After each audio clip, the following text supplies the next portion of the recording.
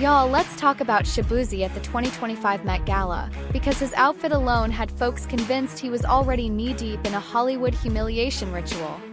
And honestly, it looked like proof of everything Katt Williams and Jaguar Wright have been calling out for years. See, over time, the Met Gala has moved further and further away from being about fashion.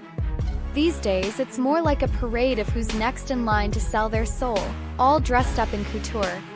And let me tell you, the 2025 Met Gala did not disappoint in that department. The red carpet had people serving looks that screamed dandy drama, with a little touch of ritual sacrifice thrown in, like always.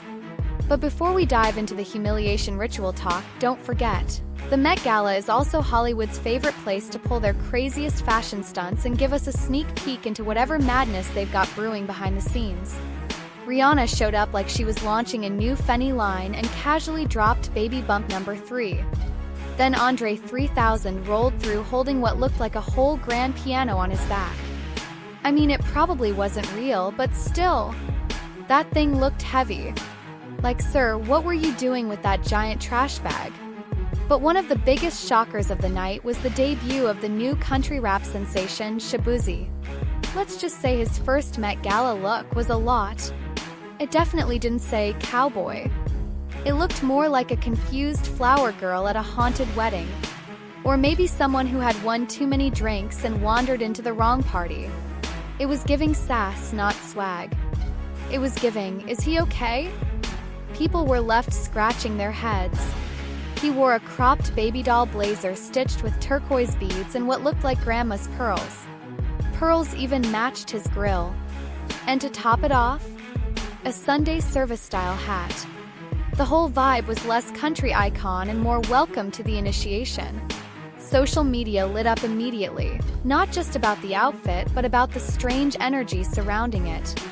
Folks were quick to call out the pattern. Why is it always the up-and-coming black male artist that gets thrown into this feminization machine the second they start blowing up? Shaboozey is undeniably attractive, but they had him out here looking real questionable.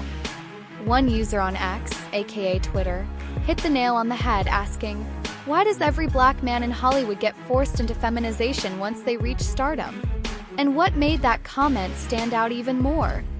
The user identifies as gay. Even they said, not even I would wear that. So we can stop pretending this was just a personal fashion choice. Because if you zoom in on Shaboozey's face that night, he didn't look confident or excited. He looked like he'd just seen something traumatic backstage. His face said, I don't want to be here. It was giving glitching, not glowing. This didn't feel like just another fashion risk. It felt like a textbook Hollywood humiliation ritual. You know the formula. Dress them up like a joke, parade them down the red carpet, laugh from behind the curtains, and then call it high fashion. We've seen this pattern too many times. A rising star finally gets their invite to the big league, and next thing you know, they're styled like a broken-down Sims character. Meanwhile, the actual theme of the event was about black influence in fashion. So why would Shaboozey, literally the only black cowboy rapper hybrid in the industry, choose this look? Something's not right. And it's not just the mix of perfume, desperation, and unspoken industry deals. Now, let's not even start on the comments under Shaboozey's own Instagram post. People went in. One follower straight up said, they got you dressed like a woman. Another added, every time a strong black man starts rising, they find a way to make him look feminine. Stay woke. Don't wear the dress. Someone else just commented, well, they got bro too. And then came the deeper conversations about Hollywood's obsession with these public humiliation rituals. One anonymous commenter put it like this: rapper Shaboozey appears to be the latest victim of a Hollywood humiliation ritual at the 2025 Met Gala, showing up in feminine clothes covered in pearls. This wasn't just a fashion moment, it was a message. A loud one. Welcome to Hollywood, where fame might cost you your dignity. And we're not just gonna let that slide without speaking on it. Now some folks want to act like this was just a typical Shaboozey look. Be serious. Someone online even tried to say it was just his stylist Anastasia, putting a Met Gala twist on his usual vibe. But unless usual now means visibly uncomfortable and obviously forced, we're not buying it. Not even on clearance. Shaboozey has been known for cowboy boots and rugged denim for years. Now suddenly he's draped in pearls, wearing a cropped blazer and a Sunday service hat like he's heading to Solange's wedding? No way. And let's be real, if this was just a creative choice, why does the defense sound so desperate? Someone even tried to drag Prince into the conversation. Like, really? Yes, Prince wore heels, but that's not the same. Prince owned his style from day one. He built his image on his terms, and he stuck with it. That was authentic artistry. This looked like Shaboozey got peer-pressured backstage into wearing something he never would have chosen on his own. This wasn't just a different outfit. It was a total 180 at the biggest fashion event of the year. And let's not forget, timing is everything. When someone pulls a move like this right after crossing into Hollywood's elite circle, it starts to feel like something more. Call it style exploration if you want, but a whole lot of people saw something else. They saw ritual energy. And Katt Williams has been ringing the alarm about this stuff for years. Remember what he said during that Club Shay Shay interview with Shannon Sharpe? He called out Kevin Hart directly, saying Kev swore he'd never wear a dress. And then one day, boom, he did. Tried to act like it was his own decision. But Katt said no, it wasn't. Not really. Because that decision came with $1 million deal and a smile behind it. Told you he wasn't gonna wear no dress until they offered him the dress, and then he put it on. And what did he say after he wore it? I made my own decision, duh. But you didn't make it before they brought it up, did you? It's okay, all right. But y'all, that's the whole point. These dudes aren't out here playing dress up for clout. They don't just wake up one day wanting to shock the headlines. What really happens is, they get pulled in, tested, humiliated, and then told it's just fashion. Nah, it's more like, wear this or stay broke. And when Katt Williams said that, suddenly it started to make a lot more sense. Ever since, folks have been paying closer attention. Because real talk, this happens to way more artists than anyone wants to admit. See, the problem isn't just about a weird outfit. It's about a pattern, a sick little checklist that seems to get ticked off the moment a black man gets too popular in the spotlight. First, it's the pearls. Then it's the agenda. And before you know it, boom, he's everywhere, but he's not really himself anymore. Now don't get it twisted, it's not about hating on feminine expression. The issue is that this doesn't feel like his expression. There's a difference between someone choosing softness and someone being stripped of their authenticity. So if you really believe Shaboozey was just trying something new, bless your sweet little heart. But a whole lot of people are seeing this for what it is, another Hollywood humiliation ritual. A twisted handshake dressed up in sequins and fake empowerment. And now the real question is, what exactly did he have to trade to earn that red carpet spotlight? Chappelle, another great comedian, said that, you know, in the industry, they tried to make him wear a dress. Have you ever ran into that with scripts, and is there something that, you know, you wouldn't do, you know, for I definitely haven't ran into to put on the dress. I mean, you know, you have to have boundaries. You have to have limits that you refuse to cross. Because let's be honest, Shaboozey isn't the first, and he definitely won't be the last to hit the Hollywood scene looking like he lost a bet with his stylist. This whole push to feminize black men in the industry, it's been going on longer than some artists' entire careers. And baby, the receipts? They go way back. Whether they go along with it or push back, the outcome is usually messy. Let's talk about the men who've already gone through this so-called initiation, how it's flipped their careers, changed their public image, and in some cases, altered their entire vibe. Because once you wear that dress, Hollywood never lets you forget it. But I'm working every day as if I think that's what should happen. is how it should be.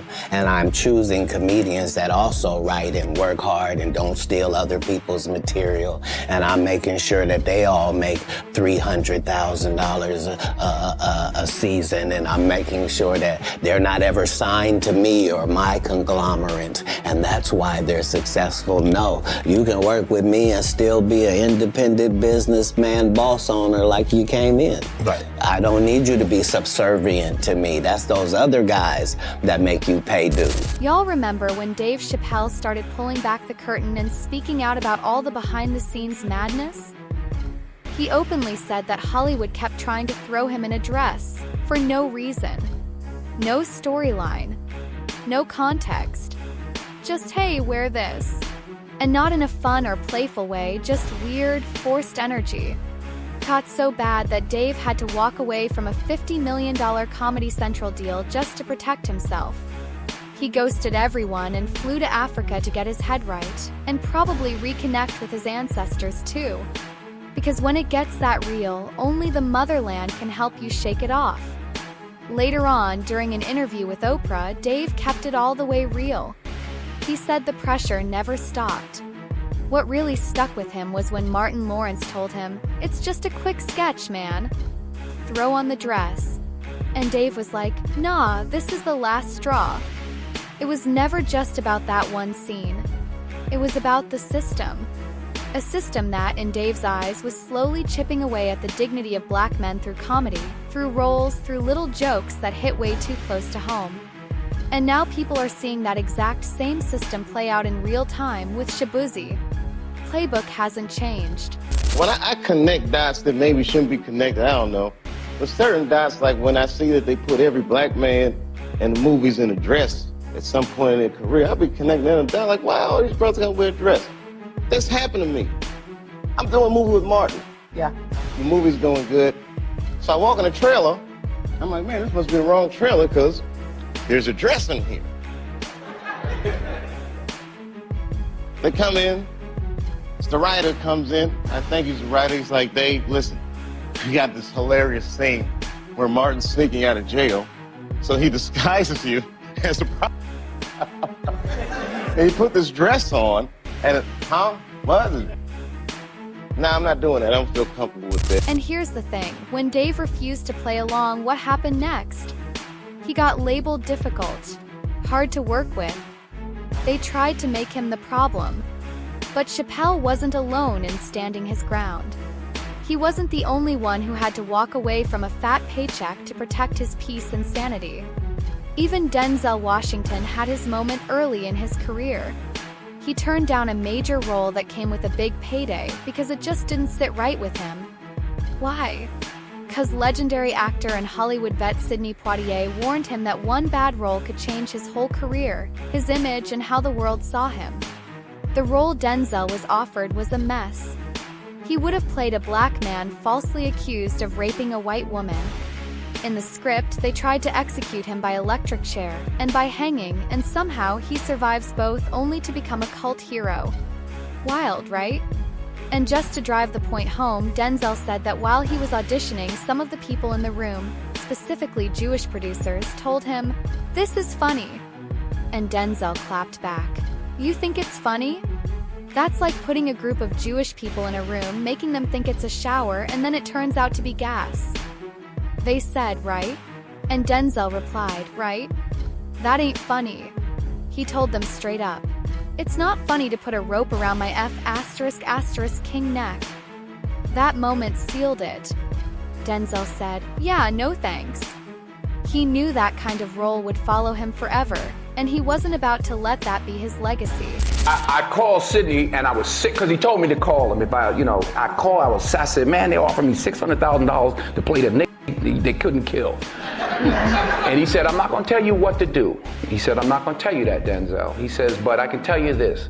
The first 2 or 3 or 4 films you do in this business will dictate how you're perceived in this business. Mm-hmm. So you make a decision. You know, he didn't tell me what to do, and I give him credit for that. And I turned it down, and 6 months later, I got Cry Freedom. But here's the real kicker. Everything we just talked about with Denzel, that happened way back in the 80s. which just proves that Hollywood has been running this same game since the beginning of time.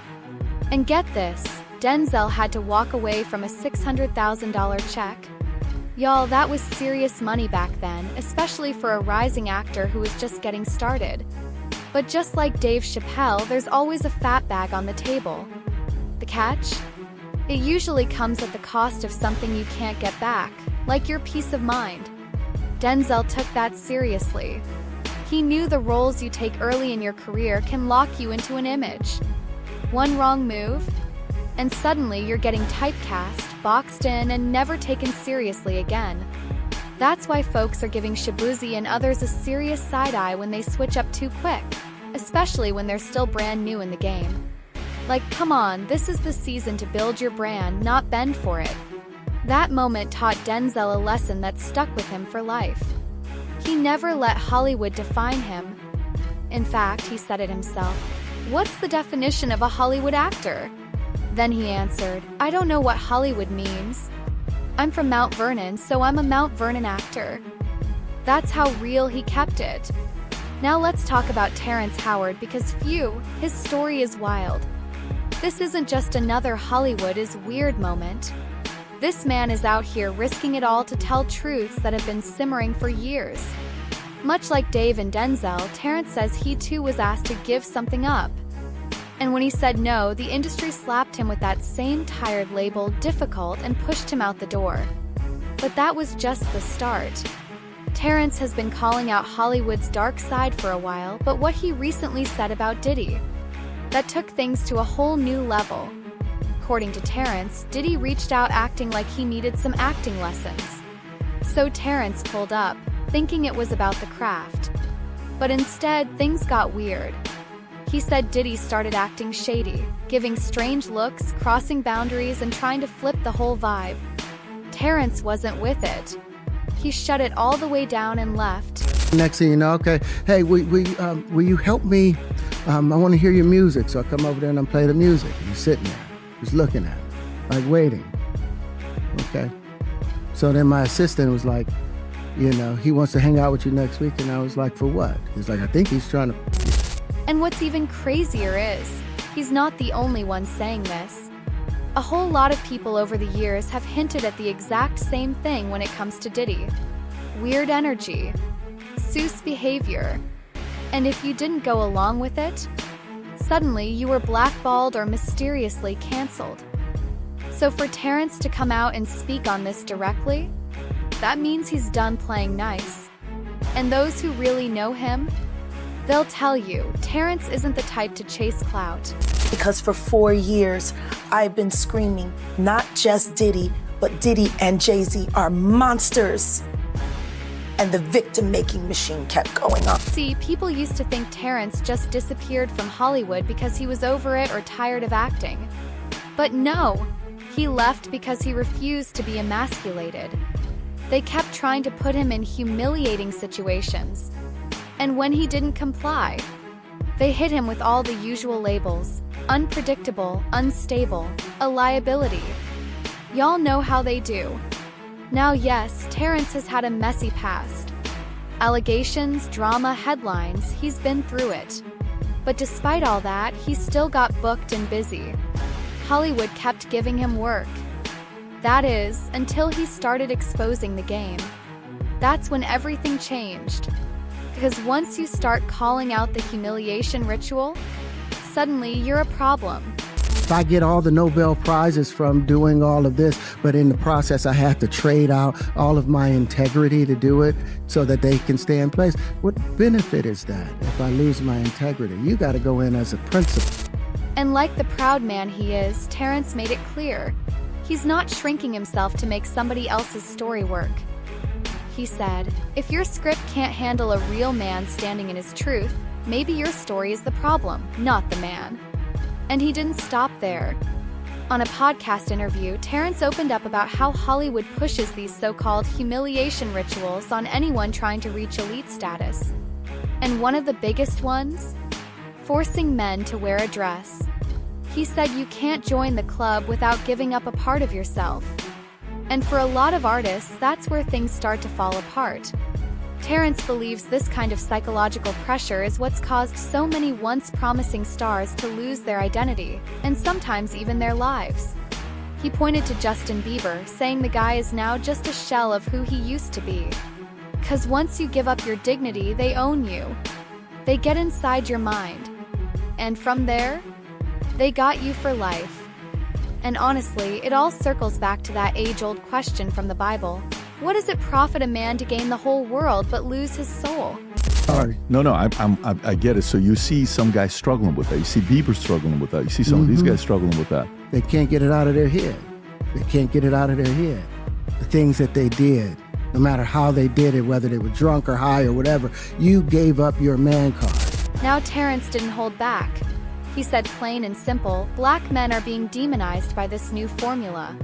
He believes most men today are being pushed to become more feminine, stripped of their power, and discouraged from showing strength. He said when white men show power, it's respected, but when a black man does it, seen as a threat. He put it like this: I'm not removing a few chromosomes just to fit into someone else's story. They need to expand their stories to allow a man to be a man and still appreciate a woman's beauty. And y'all, this ain't new. It's been happening for decades. Just take a look at Lil Nas X. Compare how he started to who he is now. He's a completely different person. Whether you like him or not, the shift is undeniable. And while this can affect any celebrity, let's be honest, it hits black male artists the hardest. No one is safe from the so-called humiliation ritual. Just look at Sam Smith's transformation. Pattern is clear. When people like Katt Williams and Jaguar Wright say that artists like Shaboozey are being initiated, they're not just running their mouths. From Dave Chappelle to Denzel Washington to Terrence Howard, the playbook hasn't changed. Hollywood keeps offering money, fame, red carpets, but always with a catch. And that catch is usually your soul. And now people are watching Shaboozey switch up fast, too fast. Right when he should be focused on building his legacy, it looks like he might be bending it instead. And that's the fear. That if he's not careful, he'll end up like so many others, talked about in past tense. Another talent lost to the system. Another sacrifice made for the sake of the vibe. And look, this isn't about tearing someone down. We want Shaboozey to win. We want all of them to win. But when people start giving up everything that made them special just to sit at a table full of snakes, that's when it gets disturbing. That's when folks have to speak up. 'Cause once you give it up, you don't get it back. This game is deeper than music, deeper than movies, spiritual. And once you're in, escaping ain't easy. So stay alert, protect your energy, and stop idolizing these fast-track fame stories. 'Cause behind that spotlight is a shadow you do not want to walk through. And listen, this story, it's not just about Shaboozey. It's about all of them. If you've been paying attention, the signs have always been there. So keep your eyes open. Don't get caught slipping. But hey, that's what we're seeing. What do y'all think? Was that Met Gala outfit proof that Shaboozey sold his soul? Or is everybody just reaching? Drop your thoughts in the comments. We read every single one of them. Thank you so much for watching. Thank you for subscribing. And don't forget, more tea is always loading. So hit that follow and I'll see you in the next one. Stay safe, stay woke, and keep your third eye open.